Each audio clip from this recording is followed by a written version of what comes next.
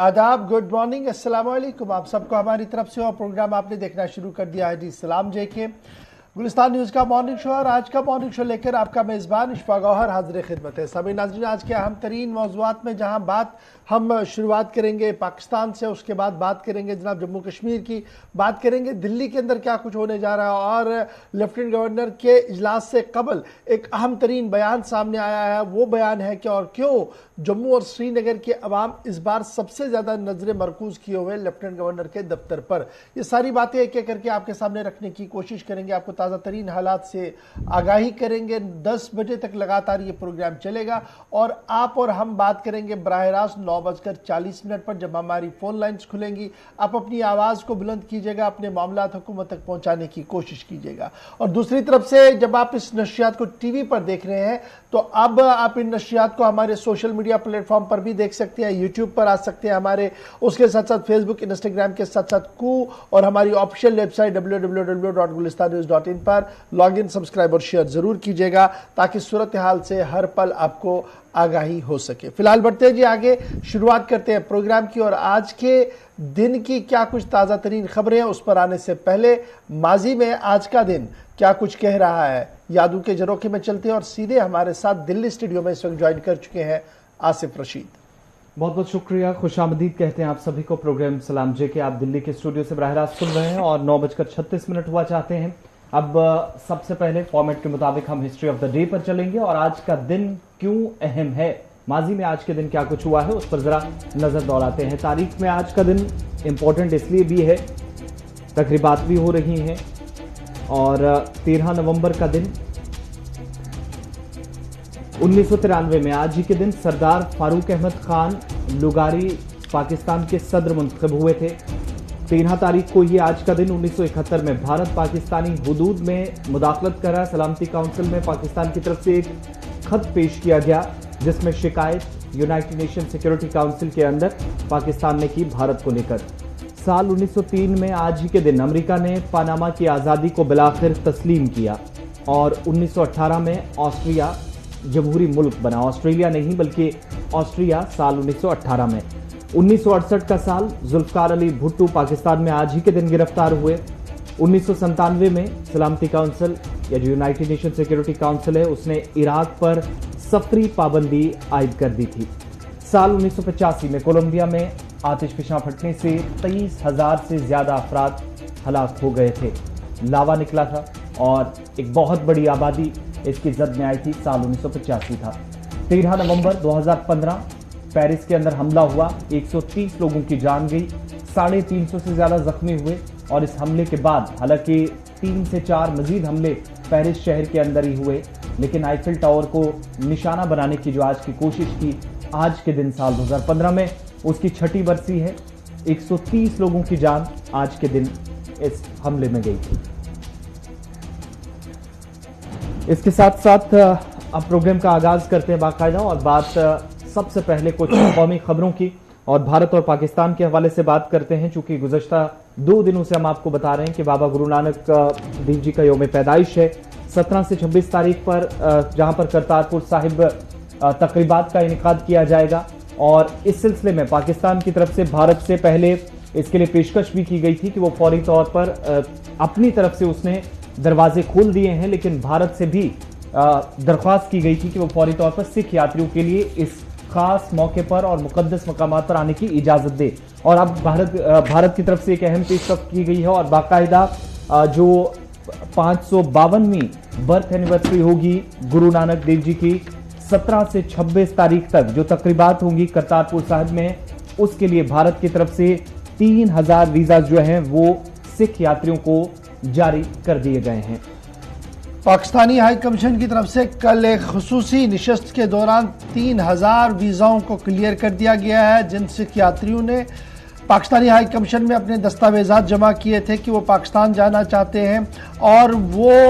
552 में यौम पैदाइश के मौके पर गुरु नानक देव जी के जन्मदिन के सिलसिले में जो 17 से 26 नवंबर के बीच में तकरीब मुनक्किद होने जा रही है दुनिया भर के अंदर, खुसूसी तकरीब पाकिस्तान के अंदर होनी है। इस सिलसिले में लगातार जो थी वो कोशिशें चल रही थी और अब 3000 सिख श्रद्धालुओं के वीज़े को कल पाकिस्तानी एम्बेसी की तरफ से क्लियरेंस जो है वो दे दी गई है। और ये बात काबिल जिक्र है कि पहले 3000 का तो क्लियर कर दिया गया था, लेकिन भारत सरकार की तरफ से कहा गया था कि तकरीबन 1500 जत्थेदार जो है जो हिस्से में जो पाकिस्तान जाएंगे जिस 17 से 26 तारीख के दरमियान, और जो सेट प्रोटोकॉल दोनों मुल्कों के बीच में है सन 1974 का जो प्रोटोकॉल है जिसके तहत मजहबी मकामात पर आने जाने की पर पाबंदियां आयद नहीं होंगी और फैसिलिटेट किया जाएगा एक दूसरे को, उसके बुनियाद पर ही यह मामला जो है वो आगे बढ़ाया गया। तो फिलहाल बड़ी खबर है कि 17 से 26 नवंबर के दरमियान अब तकरीबन 3000 सिख श्रद्धालु जो है वो पाकिस्तान का सफ़र करेंगे और पाकिस्तान में जब वो जाएंगे तो गुरु नानक जयंती के सिलसिले में जहां गुरु नानक गुरपुरब सेलिब्रेट किया जाएगा वहीं पर वो मुख्तलिफ मकामात पर जाएंगे, जिनमें गुरुद्वारा दरबार साहब भी वो जाएंगे, पंजा साहब जाएंगे, डेरा साहब जाएंगे, करतारपुर जाएंगे और गुरुद्वारा सच्चा सौदा की भी जियारत करने के बाद वो वापस आएंगे। तो ये खैर सगाली जज्बे के तहत जो है इसको खोलने का फैसला लिया गया था और दोनों मुल्कों की पेशरफ्त के बाद अब 3000 वीज़े जो है वो क्लियर कर दिए गए हैं पाकिस्तान एम्बेसी की तरफ से। और बाज़ाब्ता तौर पर पाकिस्तानी एम्बेसी ने रात देर के एक बयान जारी कर दिया जिसमें उन्होंने इस बात की तस्दीक और इस बात की वजाहत कर दी है। तो ये तो थी बात जनाब पाकिस्तान के हवाले से। अब जरा आते हैं आगे, बात जब पाकिस्तान की हो रही है तो आप एक और बड़ी खबर भी पाकिस्तान की ही आपको बताते चले, क्योंकि आपको याद होगा अफगानिस्तान के वज़ीर ख़ारजा पाकिस्तान के दौरे पर है और पाकिस्तानी दौरे के दौरान इमरान खान के साथ उन्होंने उस इमदाद का मामला भी उठाया जो इमदाद भारत की तरफ से पाकिस्तान के लिए भेजी जा रही है, अफगानिस्तान के लिए भेजी जा रही है। और वो गुंदम जिसे सरहद पर रोका रखा है और किसी तरीके से उसे पार आने की इजाज़त नहीं दी जा रही है, उसको लेकर पाकिस्तान के अंदर जो अफगानिस्तान के वज़ीर ख़ारजा है आमिर खान मुत्तकी, उन्होंने ये मामला वज़ीर आज़म पाकिस्तान के साथ उठाया और वज़ीर आज़म पाकिस्तान ने उन्हें इंश्योर किया है कि वो इस मामले पर हमदर्दाना गौर करके इस इमदाद को पाकिस्तान के रास्ते से अफगानिस्तान तक पहुंचाने के लिए हर मुमकिन मदद करेंगे। यानी कहीं ना कहीं जो पिछले 1 महीने से मामला अटका हुआ था, आगे नहीं बढ़ रहा था, उस मामले पर पेशरफ्त करवाई है तालिबान के फॉरेन मिनिस्टर आमिर खान मुत्तकी ने। और आमिर खान मुत्तकी ने जब यह मामला अफगानिस्तान का मामला पाकिस्तानी वज़ीर आज़म के सामने उठाया तो उसके बाद यह फैसला लिया गया कि अब ये मामला जो है वह हल होता हुआ नजर आ रहा है और इमरान खान की तरफ से एश्योरेंस दी गई है कि उनकी हुकूमत इस इमदाद को अफगानिस्तान तक पहुंचाने के लिए हर मुमकिन कदम उठाएगी। भारत सरकार की तरफ से अक्टूबर के पहले हफ्ते में पाकिस्तान के साथ राब्ता किया गया था जिसमें यह कहा गया कि 50,000 मीट्रिक टन गुंदम जो है वो अफगानिस्तान पहुंचाना है और इस सिलसिले में बाज़ाब्ता तौर पर अटारी वाघा सरहद पर इस बात का फैसिलिटेशन दिया जाए ताकि इस गाड़ियां जा सके या कुछ इस तरीके का बंदोबस्त किया जाए कि वहां से अफगानिस्तान की गाड़ियां आकर इसे ले सके। लेकिन पाकिस्तान की सर्द महरी की वजह से अक्टूबर से लेकर आज 13 तारीख तक इस पूरे मामले पर कोई पेशरफ्त नहीं हो पा रही थी। लेकिन डॉन खबर रसा इदारे और दीगर जरायों से जो खबर सामने आई है वो यही है कि अफगानिस्तान के वज़ीर ख़ारजा ने यह मामला जब पाकिस्तानी वज़ीर आज़म के साथ उठाया तो कोई चारा नहीं लगा इमरान खान को यह कहने में कि इस इमदाद को अफगानिस्तान पहुंचाने के लिए इमरान खान भी अब कोशिश करेगा। लगातार मुख्तलिफ ज़राए अबलाग से यह खबर सामने आ रही थी कि पाकिस्तान इसमें नकार रहा है, पाकिस्तान इसको एलो नहीं कर रहा है, जिसको लेकर पाकिस्तान पर भी काफ़ी ज़्यादा शदीद तनकीद इस पूरे मामले पर हो रही थी और कहा जा रहा है कि दोहरी पॉलिसी अफगानिस्तान को लेकर पाकिस्तान अपना रहा है। जी आसिफ, इसमें पाकिस्तान की तरफ से जो रद्देमल जाहिर किया गया है कि खित्ते के अंदर खुशहाली हो, अमन अमान की सूरत हाल को बेहतर बनाने के लिए एक इकदाम में से ये भी हो सकता है। और दूसरी बात ये कि तिजारत को फरोग देने के लिए और अफगान भाइयों को इस ट्रांसपोर्टेशन के दौरान जो नकलो हरकत गंदम की होती है वो कोई परेशानी ना हो, इसके लिए यकीन दहानी कराई गई है कि वो इस मामले पर गौर खौज करेंगे। लेकिन इसके साथ साथ दीगर कुछ अहम मामलात पर भी नजर दौड़ाते हैं और बात जरा अमेरिका और चीन के हवाले से भी आपको बताते हैं। चूंकि अमेरिका और चीन के दरमियान ताल्लुकात को मजीद बेहतर बनाने के लिए कोशिशें तेज हो गई हैं और अब एक और अहम समिट 15 तारीख को होने जा रहा है, यानी सिर्फ 2 दिनों के बाद, जहां पर वर्चुअल समिट के दौरान 15 नवंबर को चीन और अमेरिका के सदूर मुलाकात करने जा रहे हैं। और इस बीच जो जानकारी दी गई है उसमें बाइडेन का ओहदा संभालने के बाद ये उनकी पहली मुलाकात शी जिनपिंग से होगी। और व्हाइट हाउस ने साफ कर दिया है कि अमेरिकी सदर जो बाइडेन 15 नवंबर को चीन के सदर शी जिनपिंग से वर्चुअल मुलाकात करेंगे। और जब ये मुलाकात होगी तो 9 सितंबर को दोनों रहनुमाओं के दरमियान जो टेलीफोनिक गुफ्तगू हुई थी उस दौरान आज की ये जो मीटिंग यानी 15 तारीख को वर्चुअल मीटिंग होने जा रही है, दोनों के दरमियान टेलीफोनिक राब्ता हुआ था, तब उस पर तबादला ख्याल किया गया था और कहा गया था कि वो बहुत जल्द फेस टू फेस मिलना चाहते हैं, लेकिन कोविड की वजह से इजाजत नहीं मिली। दोनों सुदूर अमेरिका और चीन के दरमियान जो मसाबकत का जिम्मेदाराना इंतजाम है उसको बेहतर करने की कोशिश पर बात करेंगे और दीगर मुख्तलिफ पहलू हैं जिन पर तफसीली गौर व खौज किया जाएगा। वहीं व्हाइट हाउस की तरफ से एक मुश्तरका बयान जारी किया गया है जिसमें दोनों रहनुमा अपने दोनों ममालिक के जो मुश्तरका मफादात हैं इसकी सूरत में मिलकर काम करने के हवाले से भी बात करेंगे, ये साफ किया गया है। और तीसरी बात कि जो बाइडेन अमरीकी मंसूबों और तरजीहात को वाजे करेंगे चीनी सदर के सामने और चीन के हवाले से अपने तहफ्फुज़ात से भी चीन के सदर शी जिनपिंग को आगाह किया जाएगा। यहां पर यह भी आपको याद दिलाते चले कि इसी साल अवाइल में दोनों लीडरान के दरमियान जो बाइडेन की जानिब से अमरीकी सदारत संभालने के बाद सितंबर में पहली मर्तबा चीन के सदर के साथ उस सारी कश्मकश के दौरान टेलीफोनिक राब्ता किया गया था जब सदर डोनाल्ड ट्रंप की तरफ से वबाई सूरत हाल के लिए सबसे बड़ा जिम्मेदार चीन को उस वक्त ठहराया जा रहा था और उस वक्त दोनों आलमी ताकतों ने राब्ता किया था। लेकिन अब वर्चुअल मीटिंग 15 तारीख को होने जा रही है। अब जरा वापस मुल्क की खबरों पर लौटते हैं और सबसे पहले वैक्सीनेशन प्रोग्राम के हवाले से बात करते हैं। चूंकि 16 जनवरी इसी साल यानी 2021 को रवांबरस सरकार ने जिस प्रोग्राम को हरी झंडी दिखाई थी उसको मजीद तेज करने के लिए कोशिशें अब शुरू हो गई हैं। घर घर वैक्सीनेशन के लिए हुकूमत ने अब बाकायदा मंजूरी दे दी है और ये मरकजी वजारत सेहत की तरफ से ऐलान करते हुए कहा गया कि हेल्थ वर्करों को हुकूमत की तरफ से जरूरी हिदायत जारी कर दी गई कि जिन अजला के अंदर 50% से कम इस वक्त कोविड-19 के केसेस हैं वहां पर सबसे पहले फोकस किया जाएगा। अब तक आपको याद होगा कि वैक्सीनेशन का आगाज बाकायदा सेंटर से हुआ था 16 तारीख से और उसके बाद पहला और दूसरा डोज लेने के बाद या कामयाबी जिसे सरकार दे रही थी,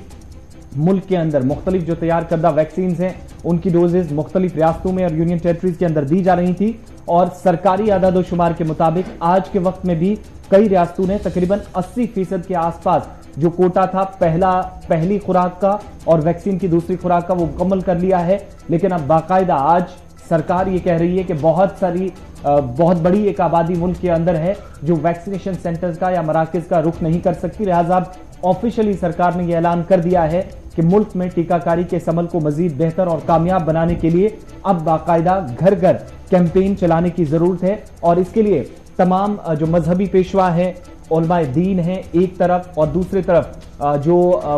पंडित हैं, उन तमाम लोगों से सरकार की तरफ से कहा गया है कि वो बाकायदा इस मुहिम को कामयाब बनाने में कलीदी रोल अदा करें। और दूसरी बात, मकामी सतह पर चाहे वो गांव हो, दूर दराज के इलाके हों, वहां पर वैक्सीनेशन को लेकर जो मजहबी रहनुमा है उनसे कहा गया है कि वो लोगों को बेदार भी करें और उन तहफ्फुज़ात को दूर करने की कोशिश करें जो खदशात लोगों को है वैक्सीनेशन के हवाले से। डॉक्टर अगनानी जो कि हेल्थ सेक्रेटरी हैं वजारत सेहत की तरफ से, उन्होंने ये जानकारी दी। चलिए जी, ये तो बात थी जनाब कोविड के हवाले से। फटाफट से आपको यह भी बताते चले कि मजहबी झंडा लगाने पर गोरखपुर में लगा एफआईआर और एफआईआर के बाद पुलिस का बयान भी आया सामने। यानी जब भी आप कोई मजहबी झंडा लगाएं तो उससे जरा ध्यान से लगाएं क्योंकि अब एफआईआर लग रही है। और खबर आपको उत्तर प्रदेश से बता रहे हैं जहां पर 4 लोगों के खिलाफ सेडेशन के चार्ज यानी मुल्क मुखालिफ सरगर्मियों में और पाकिस्तानी झंडे को होस्ट करने के लिए एफआईआर दर्ज हुई है। लेकिन एक तरफ से जहां शिकायत एफआईआर दर्ज नहीं हुई बल्कि शिकायत दर्ज हुई है,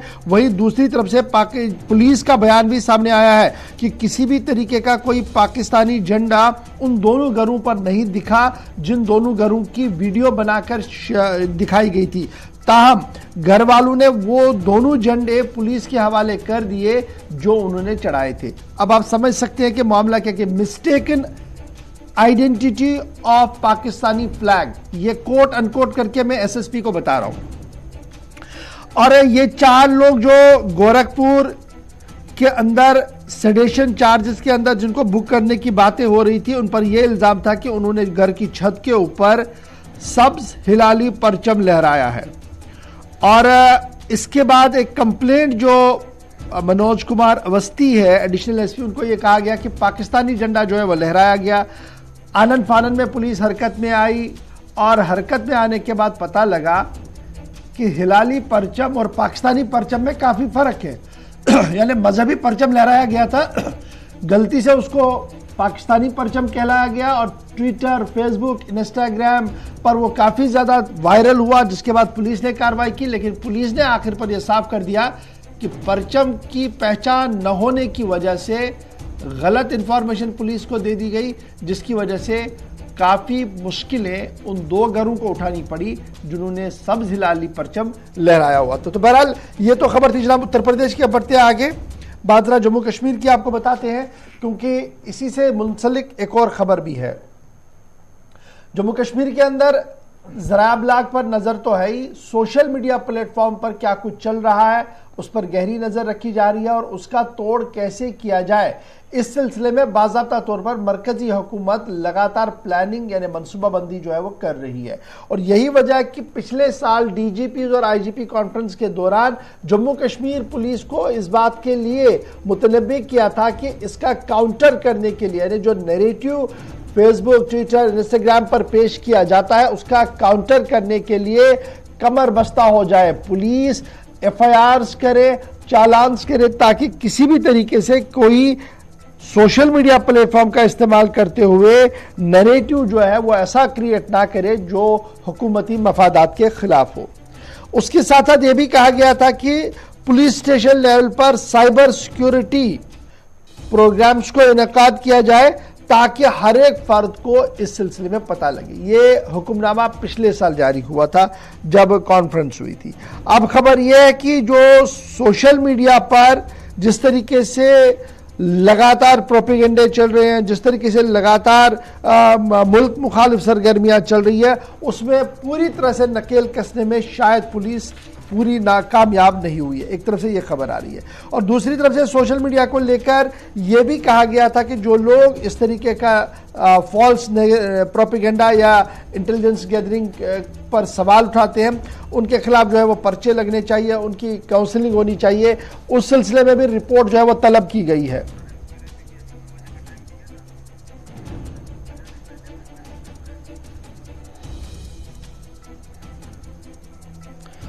इस पर जरा मजीद गुफ्तगू करेंगे। हमारे साथ हिलाल आमजूरी फोन लाइन पर श्रीनगर से ज्वाइन किए हुए हैं। हिलाल, बहुत शुक्रिया जी ज्वाइन करने के लिए। मरकजी वजारत दाखिला ने जम्मू कश्मीर पुलिस से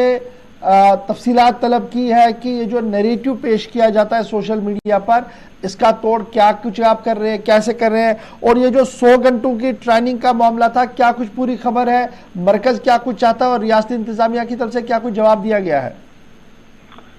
देखिए गौहर, दरअसल जो साइबर क्राइम हम देख रहे हैं कि काफी बढ़ रहा है जम्मू कश्मीर के अंदर भी। तो इस तरह से अब एक अवेयरनेस जो सोशल मीडिया और उसके साथ साथ साइबर को लेकर पुलिस को आम में पैदा करनी थी, तो उसमें कितनी सक्सेस अभी तक हासिल हुई है, उस हवाले से मिनिस्ट्री ऑफ होम अफेयर्स ने जम्मू कश्मीर पुलिस से कहा है कि वो अपना जो कारकर्दगी है वो दिखाए। क्योंकि जम्मू कश्मीर पुलिस को पहले ही पिछली जो कॉन्फ्रेंस हुई थी पिछले साल, तो उसमें उन्हें ये रेकमेंड किया गया था, उन्हें ये सिफारिश की गई थी कि पुलिस स्टेशन लेवल पर अवेयरनेस जो है साइबर क्राइम या साइबर सिक्योरिटी को लेकर उसकी जो है फैलाने की जरूरत है। तो उस पर मिनिस्ट्री ऑफ होम अफेयर्स का मानना है कि ये काफी लीस्ट प्रेफरेंस इसमें दी गई है, इसमें तवज्जो काफी कम दी गई है। और उसके साथ साथ जो मॉडर्न पुलिसिंग है और उसके साथ साथ जो ये ट्रेनिंग कैंप्स हैं, इसमें जो डीआईजी हो, एडिशनल डीजी हो या उसके साथ साथ इंस्पेक्टर जनरल हो, सुपरिंटेंडेंट्स हो, पुलिस के जो बाकी अफसरान हो, उनकी पार्टिसिपेशन कितनी रही है इन 100 घंटे की इस ट्रेनिंग में। तो उसमें भी कहा गया है कि आप वजाहतन अपनी तफासिर जो है वो मिनिस्ट्री ऑफ होम अफेयर्स को भेजें, ताकि जो सोशल मीडिया से लेकर दूसरी साइबर प्लेटफॉर्म पर सरकार के खिलाफ या मुल्क के खिलाफ जो प्रोपेगेंडा चलाया जा रहा है, जो एक होस्टाइल नैरेटिव चलाया जा रहा है, उसको रोकथाम करने के लिए आपकी कारकर्दगी क्या रही है, उस पर अब मरकजी सरकार की जानिब से इनसे रिपोर्ट मांगी गई है। एक चीज और भी हिलाल बताइएगा कि मौजूदा वक्त में जो समाजी राब्ता साइटों पर हम देख रहे हैं, जिस तरीके से एक अलग किस्म का या नेगेटिव एक तरह का नैरेटिव है, जिस पर पुलिस की तरफ से हालिया जो वाकयात सामने आए, हमने वर्ल्ड कप के अंदर भी देखा या और भी ऐसे इंसिडेंट्स हमारे सामने रहे जहां पर पुलिस या दीगर लॉ इन्फोर्समेंट एजेंसियां जरूर शिकंजा कसती नजर आई, लेकिन इन सब के बावजूद मुकम्मल तौर पर या जो साइबर पुलिसिंग को मजीद बेहतर बनाना था, पिछले साल भी जो हिदायत दी गई थी जिस खबर का हम जिक्र कर रहे हैं, क्या वो अमलाने में पुलिस पूरी तरह कामयाब रही हो, जिसका हम ये कहें कि नतीजा शायद पिछले साल के मुकाबले इस साल बेहतर हुआ हो? देखिए, आज से पिछले साल जो कॉन्फ्रेंस हुई है उसमें बाकायदा तौर पर ये हिदायत जम्मू कश्मीर पुलिस को दिए गए थे कि आप पुलिस स्टेशन लेवल पर मास अवेयरनेस करेंगे, और उसके साथ साथ ये भी कहा गया था कि आप जो वहाँ इस इलाके में जहाँ आप इसकी अवेयरनेस करेंगे वहाँ की रीजनल लैंग्वेज में आप उसको प्रमोट करेंगे, ताकि आम लोग भी समझ सकें कि ये साइबर क्या है, फॉल्स प्रोपेगेंडा, फॉल्स नैरेटिव क्या है। क्योंकि आपने इसी जम्मू कश्मीर के अंदर देखा होगा कि यहाँ सरकार से मुंसलिक कितने ऑर्डर जो है सोशल मीडिया पर वायरल हुए हैं, टैंपरिंग करके ऐसे ऑर्डर जारी किए गए जिससे फॉल्स इंफॉर्मेशन फैला दी गई है। तो ऐसे रोकथाम, ऐसे कोशिशों को रोकने के लिए इस तरह की अवेयरनेस कैंप की जरूरत बताई गई थी, लेकिन उस पर किसी न किसी हद तक जब हम देखते हैं तो उस लेवल के वो अवेयरनेस कैंप जम्मू कश्मीर के अंदर नहीं हुए हैं, जिसका प्रोविजन कहीं ना कहीं अब MHA ने लिया हुआ है। और यही वजह है कि उन्होंने अब जम्मू कश्मीर की जो पुलिस डिपार्टमेंट है उनसे इस हवाले से रिपोर्ट मांगी है कि आज तक जनाब आपने कितना काम किया है, क्या कारकर्दगी दिखाई है, और जो साइबर थ्रेट्स है उसको अवॉइड करने के लिए आपने क्या कुछ किया हुआ है। इसी हवाले से उनसे ये रिपोर्ट तलब। चलिए, बहुत शुक्रिया जी हिलाल हांजुरी हमारे साथ श्रीनगर से ज्वाइन करने के लिए। बढ़ते हैं जी आगे, जरा बात एक और अहम और बड़ी खबर की करते हैं। अहम और बड़ी खबर इसलिए ये अहम है क्योंकि अब जो बात हम करने जा रहे हैं इसका ताल्लुक सीधे सीधे से बनता है जी ड्रग्स के साथ, और ड्रग्स के साथ मतलब कि किस तरीके से मंशियात का कारोबार धड़ल्ले से चल रहा है और कितने लाख लोग जो है वो इस मंशियात की लत में आ गए हैं। अब तक हम गैर सरकारी इदारों से आपको तफसीलात फराहम करते थे, लेकिन आज सरकारी तौर पर एक फिगर सामने आया है जिसके तहत 6 लाख लोग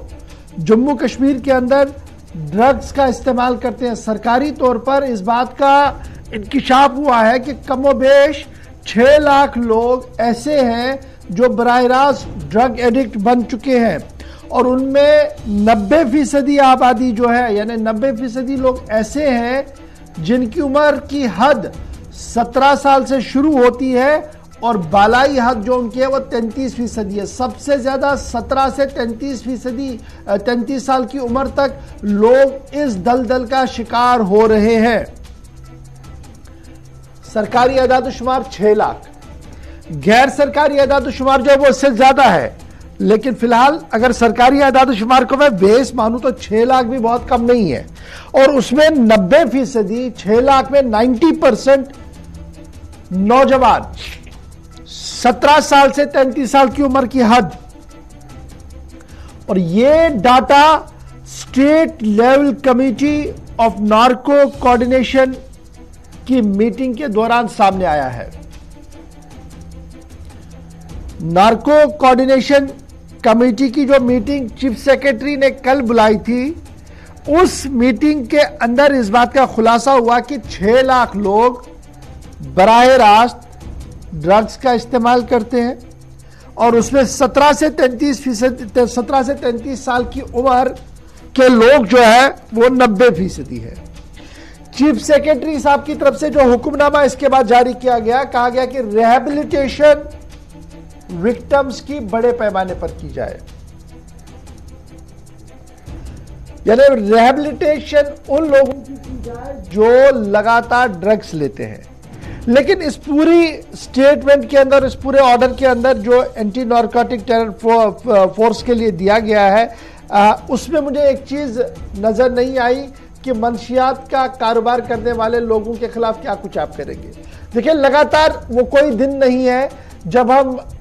आपको ये वीडियोस इस तरीके के नहीं दिखाते हैं, जब आप सोशल मीडिया पर नहीं देखते कि कितने हजार किलो जी पकड़े गए और क्या कुछ हो रहा है। लेकिन एंटी नारकोटिक टेरर फोर्स का काम बेहद अच्छा चल रहा है। जम्मू श्रीनगर के अंदर बड़े लोगों की गिरफ्तारियां हुई, लेकिन आज तक सरगने की गिरफ्तारी कभी तक नहीं हुई कि जनाब he is the main culprit,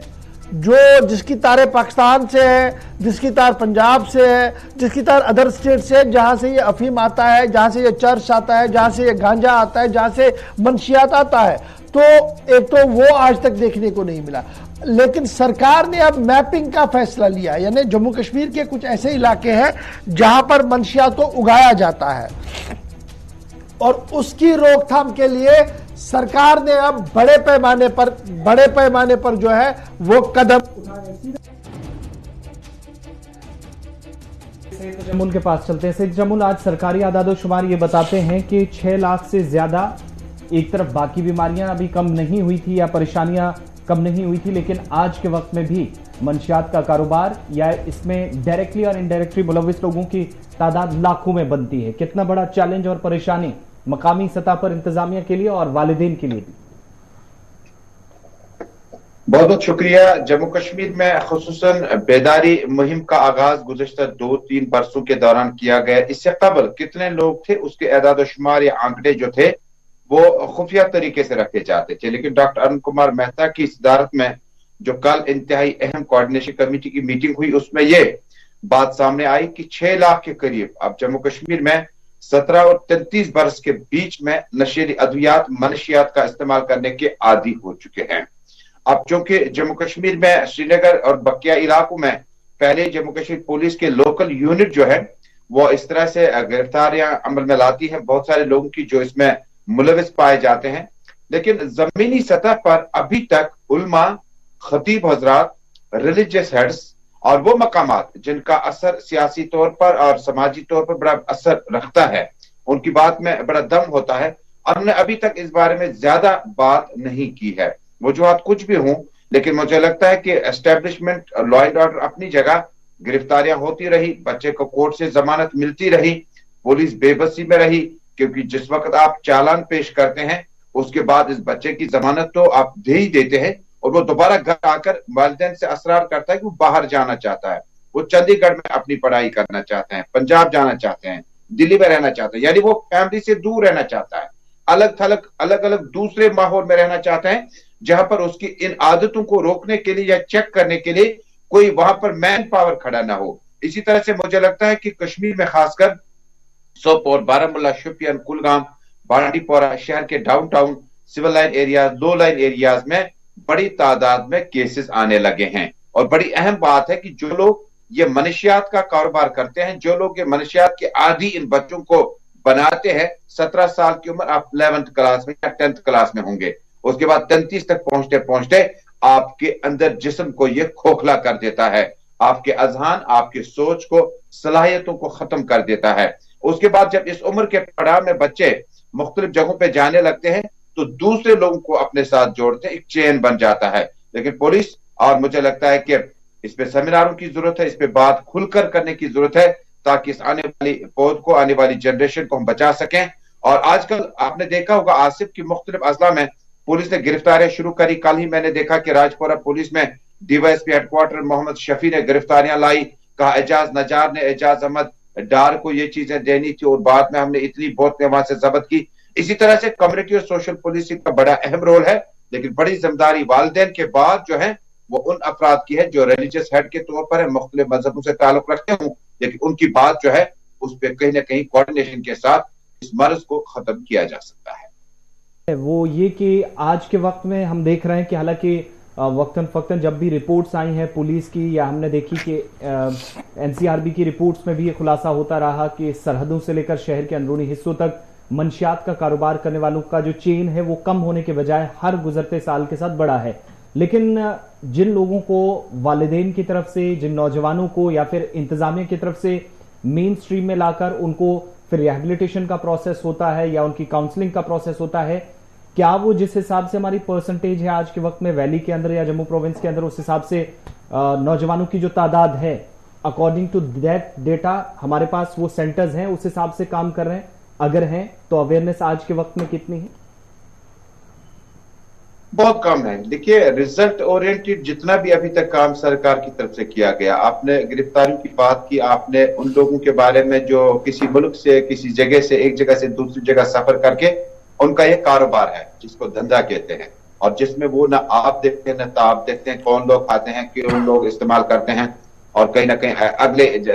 साल में ये इसका नतीजा क्या निकलेगा। लेकिन जो हमारे रिहेबिलिटेशन सेंटर्स हैं, हालांकि उनकी तादाद बहुत कम है, हमारे SMHS और बाकी अस्पतालों के साथ साथ मुख्तलिफ वार्ड्स में कहीं ना कहीं डिपार्टमेंट में एक यूनिट रखा गया है। पुलिस का रिहेबिलिटेशन रिकाउंसिलेशन जो है वो भी अपनी जगह काम कर रहा है, लेकिन जी बेशतर वालिदैन अपने बच्चों को वहां रखना नहीं चाहते हैं। बेसिक प्रॉब्लम दूसरी है कि जब बच्चा इन्वॉल्व हो जाता है तो बच्चे के सामने ये बच्चा ही हो जाता है, क्योंकि जिस वक्त वालिद असरार करता है कि इसकी गलतियों की वजह से इसे बहुत ज्यादा तब्दीली आई है, तो कहीं माँ का प्यार, कहीं नानिहाल से फोन आएगा, कहीं रिश्तेदारों की इन्वॉल्वमेंट हो जाएगी। बच्चा रिहेबिलिटेशन सेंटर में रहना नहीं पसंद करता है, और जिसकी वजह से रिहेबिलिटेशन सेंटर की जो क्रेडिबिलिटी या जो इसकी इंपॉर्टेंस है वो कहीं हमें कम नजर आती है। लेकिन जितने भी रिहेबिलिटेशन सेंटर्स हैं, कुछ लोग, जो हमने कई एक डॉक्टर से बात की, तो कुछ बच्चे वापस आ गए जिनकी जहनी नशोनुमा में तब्दीली आई है, और उन्होंने अहद किया हुआ कि आइंदा वो इस तरह से मनशियात का इस्तेमाल नहीं करेंगे। लेकिन अशफाक साहब, बड़ी अहम बात है कि हमने बहुत